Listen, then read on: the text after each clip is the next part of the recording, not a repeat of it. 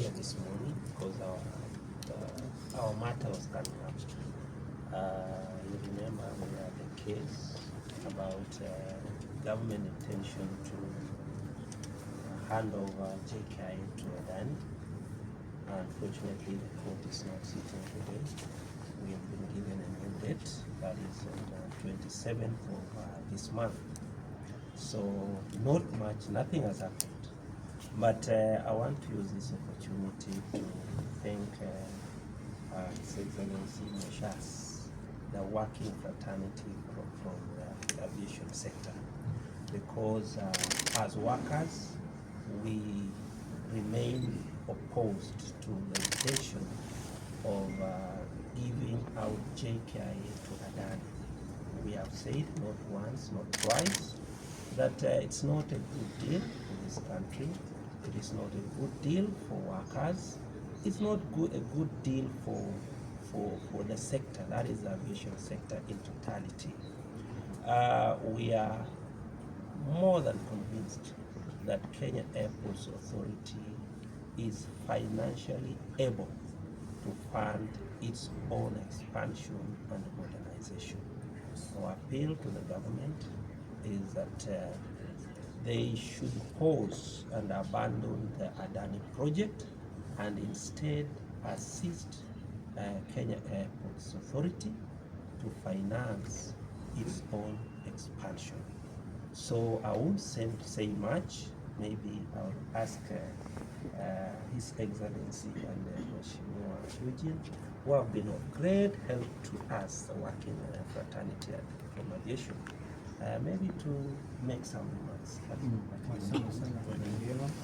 Today, and as you have heard from Ndiema, the court is not sitting today until the 27th. There was a virtual sitting on the other matter filed by the Law Society of Kenya, and the representative of the Civil Workers Union, Senior Counsel Fred Gatia, has just briefed us actually when we are here on what has happened, because that matter was also was put forward until December the 17th before the 3-judge bench. There may be need to consolidate this, but that's a matter for discussion going forward. And we think this matter is of critical importance. We are dealing with a critical infrastructure which touches on the national security and the well-being of a nation state called Kenya. We have said before, we have no problem with investors coming to the country, but the way this Adani deal has been crafted, it has all the trappings of what one would call a state capture. Look at Adani at JKIA, Adani in Shaf and Shif, Adani in Ketraco, and the whole thing crowded in secrecy. So we are on record for the petitioners here. In fact, the petitioners in this particular case are Tony Gachoka and political parties, Wiper Democratic Movement, Democratic Action Party of Kenya, and Jubilee Party of Kenya. So that's why we also came, and we are determined to fight over this for the benefit of not just the present generations, but future generations of this country. So there will be transparency. We know that some preliminary objections have been raised by the respondents, in this case, Managing Director of Kenya Airports Authority and the team, the ministers and all. It will be an occasion for Kenyans to see how we cannot run a government and how we cannot auction a nation. So we will be here again, God willing, on the 27th of November, and we also be talking to the Law Society of Kenya. After all, we are also members, so we are interested both ways. And the civil aviation workers should remain encouraged that the whole country is watching. Asante, maybe I can ask my colleague to add something. Thank you very much. Maybe just to add that a lot of Kenyans, including the workers here, would be worried as to what this means.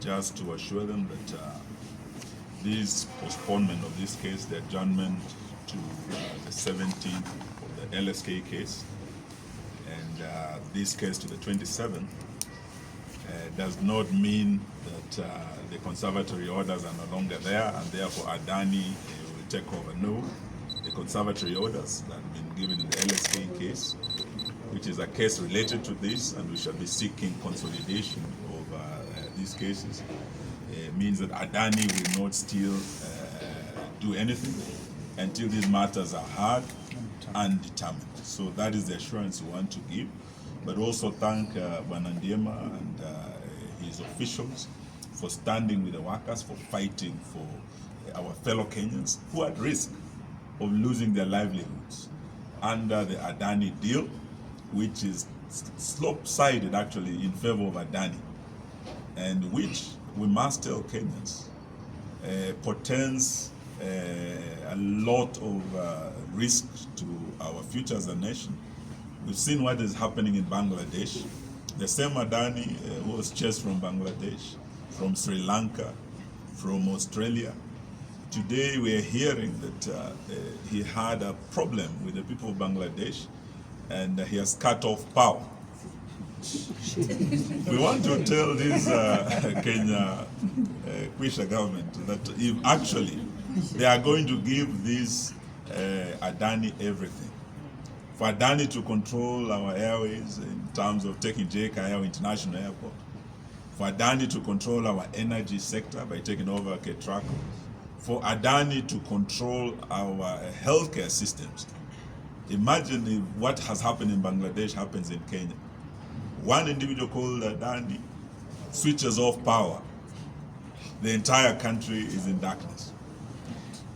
This one individual called Adani grounds Jomo Kenyatta because he'll be controlling Jomo Kenyatta.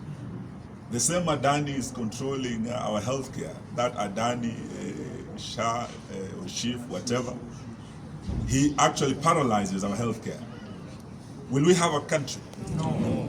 So we are saying no to this Adani deal, and we are again, even as we fight here in court, as leaders of the opposition, we want to tell this government to be responsible and to drop this Adani deal.